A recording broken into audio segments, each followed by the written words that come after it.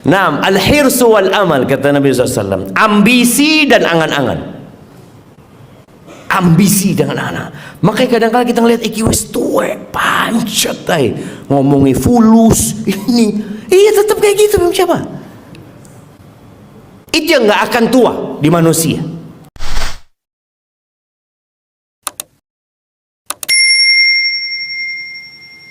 Ma asabaka min hasanatin fa min Allah. Kebaikan yang menimpamu dari Allah, bukan karena kecerdasan, bukan karena hasil usaha, bukan karena semangat, bukan karena anak punya tim yang bagus. Nah, Allah yang kasih. Nih teman-teman yang mungkin sukses usahanya, hilangkan pemikiran dari dirinya kalimat ana, aku, kami, kita, buang semua kalimat itu. Yang ada Allah. Allah yang kasih ini, Allah yang mudahkan. Kadang-kadang muncul di diri kita kesombongan jamaah, merasa sudah besar. Allah,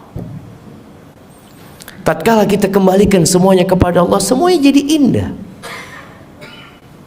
Nggak ada lagi ucapan-ucapan Qarun, innama utituhu ala ilmin idni, aku bisa seperti ini karena ilmu yang diberikan kepada aku. Allah yang kasih. Dan kita dapat melihat berapa banyak orang yang lebih pintar dari kita, berapa banyak orang yang lebih gagah, lebih semangat kerjanya, tapi Allah nggak kasih. Kalau rizki itu ditentukan dengan kepintaran dan kecerdasan, maka bagaimana dengan binatang-binatang yang nggak pernah sekolah? Allah kasih rizki kepada mereka. Jamaah rahimakumullah. Tapi jiwa manusia ini memang ambisius manusia itu. Kata Nabi SAW, yashibu ibnu Adam au yahrum ibnu Adam. Manusia itu beruban jemaah.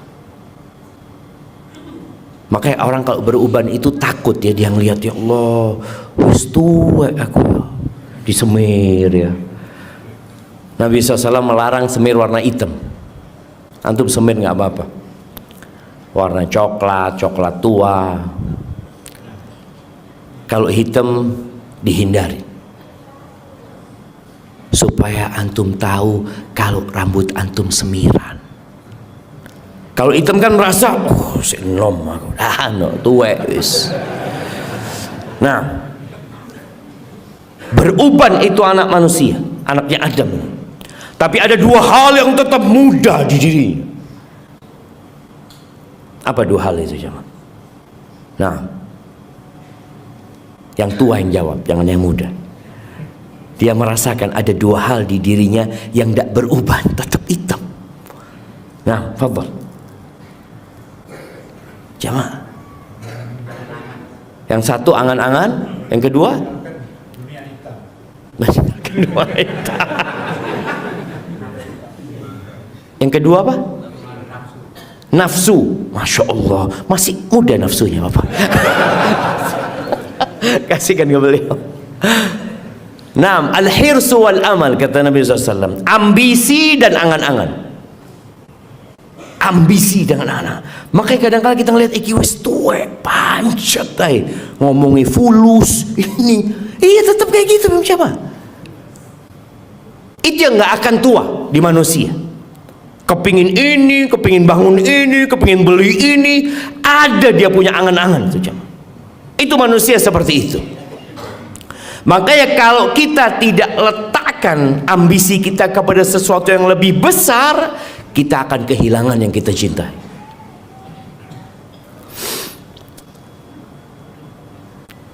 Pernah di Hijr Ismail sana, ada beberapa orang besar yang masih muda belia, mereka ngobrol di situ. Di situ ada anak-anaknya sahabat Nabi Zubair bin Awam. ada Mus'ab bin Zubair, ada Abdullah bin Zubair, ada Urwah bin Zubair, dan ada Abdullah bin Umar bin Khattab. Lalu lagi ngobrol-ngobrol, mereka ngomong tamannau. Mereka lagi di depannya Ka'bah ya, di tempat yang mulia sana. Ayo kalian berangan-angan yuk. Kalian kepingin apa? Mumpung di tempat yang mulia ini ya, Abdullah bin Zubair mengatakan, amma ana fa'atamanna al-khilafah. Kalau aku berangan-angan ingin jadi khalifah. Abdullah bin Zubair. Terus Urwah bin Zubair, adiknya Abdullah. Kalau aku kepingin jadi ustadz, kepingin jadi guru yang orang-orang belajar sama aku. Lihat ya, ini satu bapak, angan-angannya beda-beda. Makanya kadang-kadang kita lihat anak kita cita-citanya apa, macam-macam mereka. Padahal bapaknya satu, ibunya satu. Kata Urwah bin Zubair, aku kepingin jadi guru yang orang-orang belajar sama aku ilmu. Mus'ab, adiknya lagi, Mus'ab bin Zubair, dia mengatakan, amma ana, kalau aku ya, aku fa'atamanna imratal Iraq, aku kepingin jadi gubernur Irak. Bayang, ini di Mekah nih, mereka angan-angannya beda-beda. Aku kepingin jadi gubernur Irak, dia nggak kepingin kayak kakaknya jadi khalifah. Mungkin dalam bayangannya, oh terlalu besar lah jadi khalifah, buat aku kayaknya nggak nyampe ke sana gitu. Ya udahlah, aku jadi gubernur Irak aja.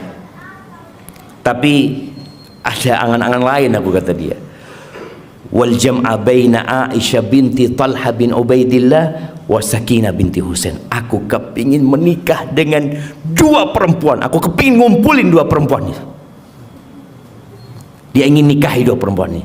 Yang satu Aisyah, putrinya sahabat Nabi Talha bin Ubaidillah, cantik sekali jemaah. Anak kalau baca tentang dia, ya Allah, baca aja jemaah.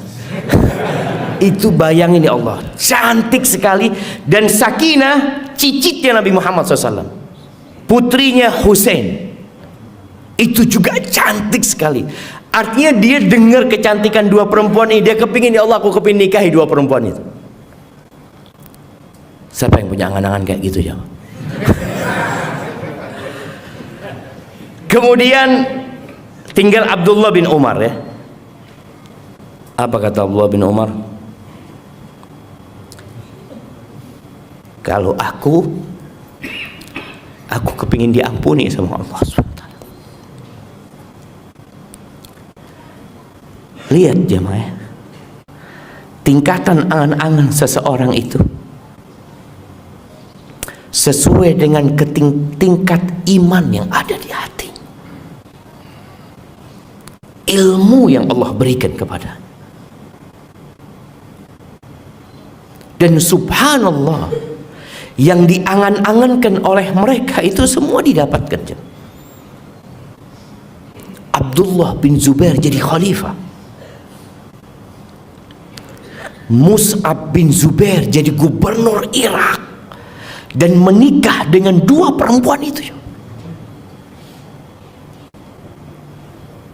Urwah bin Zubair jadi alim ulama yang orang-orang belajar banyak kepadanya. Tinggal Abdullah bin Umar bin Khattab. Karena angan-angan dia di akhirat jemaah, bukan di dunia. Kita punya nggak angan-angan di akhirat gitu jemaah? Allah Azza wa Jalla mengatakan, bal tu'thiruna al-hayatad dunya. Kalian itu lebih mementingkan kehidupan dunia.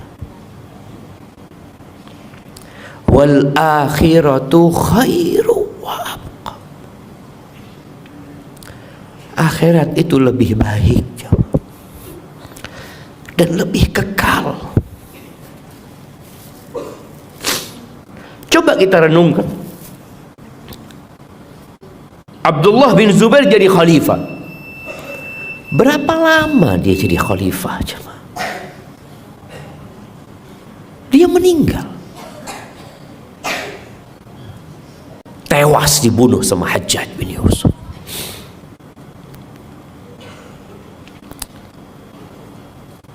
Mus'ab bin Zubair, dia jadi gubernur Irak. Dia menikah dengan 2 wanita cantik jadi istri dia. Berapa lama? Ada. Dan dia pun mati, tewas dipenggal kepalanya. Urwah bin Zubair jadi alim ulama yang sampai hari ini ilmunya kita rasakan. Karena Urwah ini sering meriwayatkan dari bibinya Aisyah radhiyallahu taala anha. Kita kalau baca hadis sering kita akan dapatkan an Urwah ibn Zubair, an ummil mu'minina Aisyah radhiyallahu taala anha, Urwah bin Zubair, terus. Dan yang diinginkan Abdullah bin Umar bin Khattab, ampunan dari Allah Subhanahu wa taala. Karena memang kita itu masuk surga bukan karena amalan kita, tapi karena Allah ampuni dosa-dosa kita. Banyak dosa kita cuma. Kalau kita bercermin melihat diri kita, nggak pantas kita ini masuk surga. Makanya Rasul SAW di akhir hayatnya, beliau itu sering di waktu ruku dan sujud membaca subhanakallahumma wa bihamdika Allahumma ghafirli, subhanakallahumma wa bihamdika Allahumma ghafirli. Terus beliau minta ampun sama Allah SWT.